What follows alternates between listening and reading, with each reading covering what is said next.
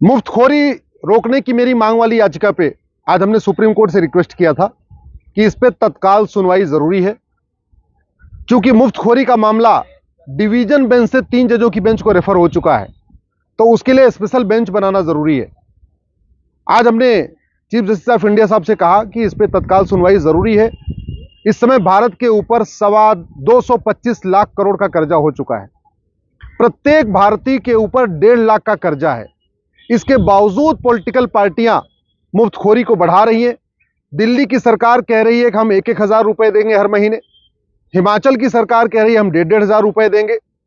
चुनाव का माहौल आ गया है, कुछ पॉलिटिकल पार्टी कह रही है हम स्कूटी देंगे, कोई कह रहा है हम लैपटॉप देंगे, कोई कह रहा है हम स्मार्टफोन देंगे, कोई कह रहा है हम टैब देंगे, कोई पॉलिटिकल पार्टी कह रही है कि हम मंगलसूत्र देंगे। तो लगातार एक के बाद एक वादे किए जा रहे हैं, जबकि खजाना पूरा खाली है।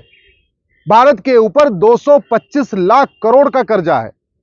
प्रत्येक भारतीय इस समय 1.5 लाख रुपए के कर्जे, प्रत्येक भारतीय के ऊपर 1.5 लाख रुपए का कर्जा है। इसके बावजूद पॉलिटिकल पार्टियां मनमानी वादा कर रही हैं और चुनाव जीतने के लिए सारे हथकंडे अपना रही हैं। हमारा यह भी कहना है कि चुनाव के पहले ये खाते में 1,000 रुपए देने का वादा करना, यह अपने आप में घूसखोरी है, ये भ्रष्टाचार है। चुनाव के पहले यह कहना कि हम जीत जाएंगे, हम तुम्हें 1,000 रुपए देंगे, यह स्पष्ट रूप से भ्रष्टाचार है। लेकिन चूंकि कानून में कुछ खामी है, उसके चक्कर में पॉलिटिकल पार्टियों के खिलाफ कोई एक्शन नहीं हो पा रहा। दूसरा, हमने सुप्रीम कोर्ट से यह भी रिक्वेस्ट किया है कि सुप्रीम कोर्ट का एक जो पुराना फैसला है, जिसमें सुप्रीम कोर्ट ने कह दिया कि इलेक्शन कमीशन के पास पॉलिटिकल पार्टी को डी रजिस्टर करने का अधिकार नहीं है, उसकी वजह से पॉलिटिकल पार्टियां पूरी मनमानी कर रही हैं। इसलिए अब टाइम आ चुका है कि सबसे पहले एक मॉडल मैनिफेस्टो बनाया जाए। मैनिफेस्टो का कोई एक मॉडल नहीं है, कोई एक फ्रेमवर्क नहीं है। मैनिफेस्टो 3 पेज का होगा, 5 पेज का होगा, कोई इसका एक डिजाइन नहीं है, कोई ड्राफ्ट नहीं है। हर पॉलिटिकल पार्टी अपने अपने हिसाब से मैनिफेस्टो बना रही है। मैनिफेस्टो बनाते समय कोई अकाउंटेबिलिटी नहीं पॉलिटिकल पार्टी की, कि पॉलिटिकल पार्टी ये बताए कि उसके राज्य के ऊपर पहले से कितना कर्जा है, और जो पॉलिटिकल पार्टी वादा कर रही है उसने और कितना कर्जा बढ़ेगा। दूसरा, वो कर्जा खत्म करने के लिए पॉलिटिकल पार्टी के पास क्या रोड मैप है, ये भी उसको बताने की आवश्यकता नहीं है। तो एक स्टैंडर्ड मैनिफेस्टो का एक ड्राफ्ट आए, एक स्टैंडर्ड मैनिफेस्टो हो, और सारी पॉलिटिकल पार्टियां उस मैनिफेस्टो को भरें।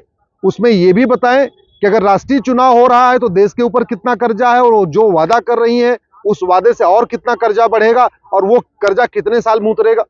राज्य का चुनाव है तो राज्य के ऊपर कितना कर्जा है, और उस जो वादा कर रही है उससे कितना इफेक्ट आएगा, इसको लिखना जरूरी है।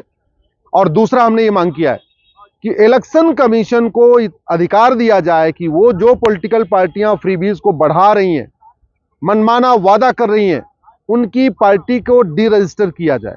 अभी आज की डेट में इलेक्शन कमीशन के पास पावर नहीं है कि वो पॉलिटिकल पार्टियों के मनमानी पे रोक लगा सके। इलेक्शन कमीशन केवल और केवल एडवाइजरी जारी कर सकता है।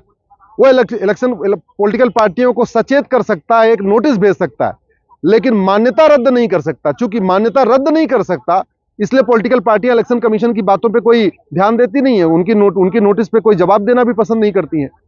और ये हुआ है एक सुप्रीम कोर्ट के फैसले के कारण।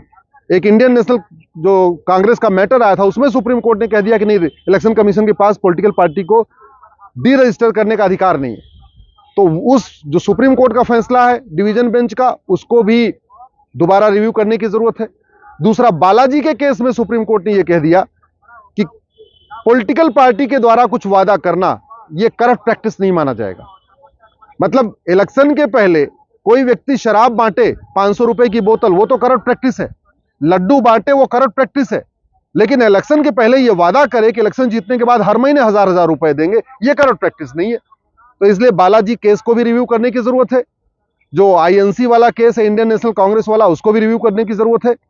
माननीय